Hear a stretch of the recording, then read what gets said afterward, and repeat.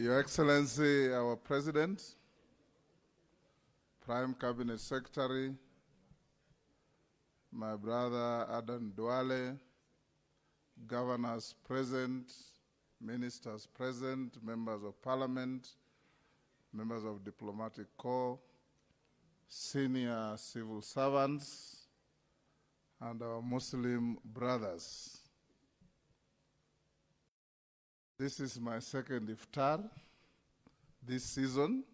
I think I'm very blessed to have enjoyed with you. And I have many of you as my friends. So a bit of Islam has rubbed on me through osmosis. I work with many, many Muslim brothers and sisters in this country. And I admire your way of life. Because from the time you wake up to the time you go to rest in the evening, you are governed by the Holy Book. And I've taken time to read the Quran. I have an English translation Quran. And the more I read the Quran, the more I see the Old Testament of the Bible. They are almost identical in many respects. The prophets and the history of religion and what messages they brought to humanity, warnings, directions. So if we live by the holy books, we'll have very few problems among us. Because most of the people who do those negative things, the strong negative influences coming into our country, they're all against the holy books. And we should resist them. We should live by the word of God. God made man, God made a woman, and that's what he intended it to be. And we must live that way. Fellow Muslims, today in our country, we have so many fairy tales. People wake up and say things that are bizarre. You know, they remind me what Shakespeare said, that if you had kept your mouth shut, one would have thought you were clever. But the more you speak, the more you expose yourself to everybody, and the more ridiculous you look. The president has said many times that Wakenya vile tunaishi, wajinga waliisha. Every Kenyan knows something about something. So I want to urge fellow leaders that this country needs peace. This country needs development. And there will be no angels that will descend upon this country to give us peace. It is us, ourselves. Each one of us must play a role. Mwalimu Nyerere always said, everything is possible, it can be done, it shall be done, provided you do your part. Because each one of us has a role. So as we come to the end of Ramadan, I want to urge Kenyans that the humility, the tranquility, the manner in which we have been each other's keeper through Ramadan should continue regardless of the season of our religious festivals.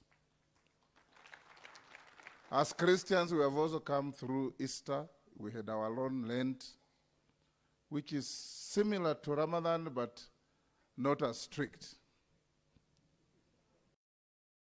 We keep fasting for just about a week, largely on Fridays, but it is the same religion. Your Excellency, as I finish, I want to encourage Kenyans to impress God. In Parliament, Your Excellency, I have established a prayer room for Christians and a prayer room for Muslims.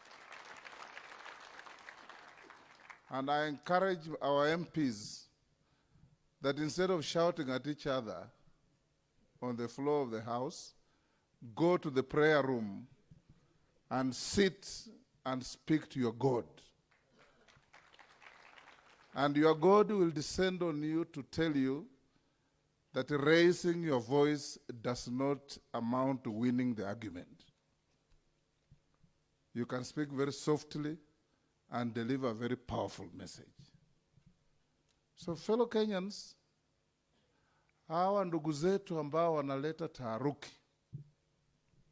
Unajua nilisikia Mvuri akitaja kitabu cha kusadikika.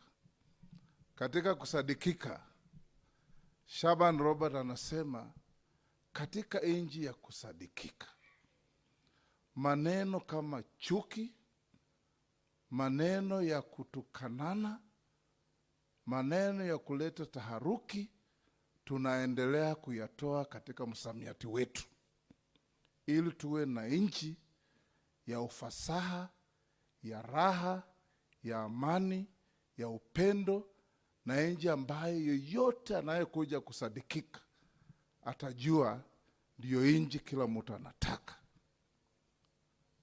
And Mvuri, it's not true that kusadikika is what you said. Kwa sababu katika kusadikika kulikuwa na wajumbe kutoka kaskazini, kutoka kusi, kutoka mashariki, kutoka magharibi, na wakaketi na msome anaitwa Burhan. Na wakaongea maneno, walipomaliza nchi ya kusadikika became the modern day utopia.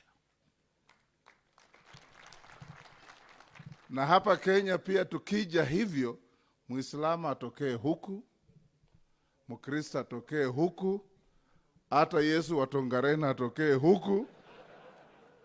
Tunajua yeye ni Yesu bandia, lakini yeye pia kujachangia. Tujenge nchi yetu. Thank you very much, Your Excellency. Pray for our president to continuously carry the weight of the pleasures and the problems of our country, because the buck ends on his table. But he will not carry that weight alone without your prayers, without your support, and without your goodwill. Honorable Musalia, I now welcome you. Thank you.